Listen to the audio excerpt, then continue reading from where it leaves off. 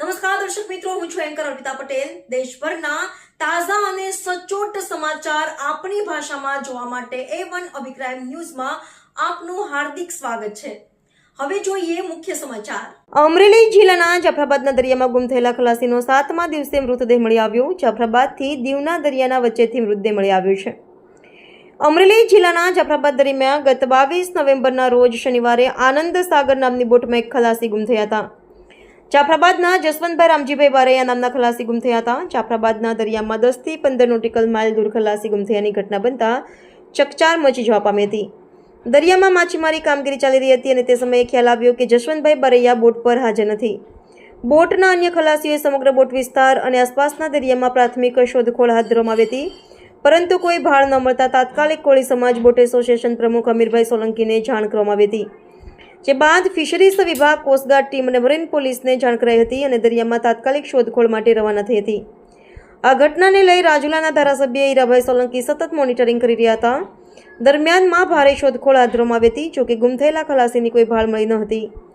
ગત મોડી રાત્રિએ ગુમ થયેલા ખલાસી જશવંતભાઈ બારૈયાની મધદરિયે ભારે શોધખોળ બાદ 12 નોટિકલ માઇલ દૂર જાફરાબાદથી દીવના દરિયાની વચ્ચેથી મૃતદેહ મળી આવ્યો છે। દરિયામાં સતત શોધખોળ બાદ 7મા દિવસે ખલાસીનો મૃતદેહ મળી આવ્યો હતો। દરિયામાંથી કોસ્ટગાર્ડ ટીમ દ્વારા ખલાસીના મૃતદેહને કબજે કરી મોડી રાત્રિએ જાફરાબાદ બંદર પર લાવવામાં આવ્યો હતો। મૃતદેહને જાફરાબાદ પોલીસ હોસ્પિટલ ખાતે પીએમ અર્થે ખસેડવામાં આવેલ। સતત શોધખોળમાં 6 દિવસથી શોધખોળમાં coastguard team, marine police team, સ્થાનિક માછીમારો સાથે કોળી સમાજના બોટ એસોસિએશનના પ્રમુખ અમીરભાઈ સોલંકી પણ જોડાયા હતા। ખલાસીના મોતને લઈ પરિવારજનોમાં ગમગીનો માહોલ સર્જાયો હતો। રિપોર્ટર સરફરાઝ ખોખર, અમરેલી। જાફરાબાદના ખલાસી ગુમ થયા હતા, તેમનો મૃતદેહ મળ્યો છે 7 દિવસ બાદ।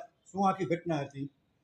અમારે 22 તારીખ શનિવારના સાંજે 4 વાગ્યાથી 5 ગળાના આ બનાવ અમારો જાફરાબાદની સામે આ બનાવ બનેલો હતો। બોટમાંથી માણસ પડી ગયેલ, તે બાબતે અમે અમારા સ્થાનિક ધારાસભ્ય શ્રી હીરાભાઈ સોલંકી સાહેબ તથા અમારા રાજ્ય કક્ષાના મંત્રી શ્રી પરસોત્તમભાઈ સોલંકી સાહેબ અને અમારા ગુજરાત યુવા કોળી સમાજના પ્રમુખ દિવેશભાઈ સોલંકી સાથે અને અમારા શરણભાઈ બારિયા અને અમારા જાફરાબાદ કોળી સમાજના આગેવાનો બધા અમારા સંપર્કમાં હતા અને સતત 6 દિવસથી 7 દિવસથી સતત અમારા ટેલિફોનિક અમે ધારાસભ્યશ્રીને એવું કહે કે ભાઈ અમારે આ વસ્તુની જરૂર છે, ઓન ધ સ્પોટ અમને જે કાંઈ વસ્તુ જોતી હતી અમને પહોંચાડતા હતા અને એને સતત પ્રયત્નોથી આજે અમે 6 દિવસથી અમને આ ડેડ બોડી મળી છે।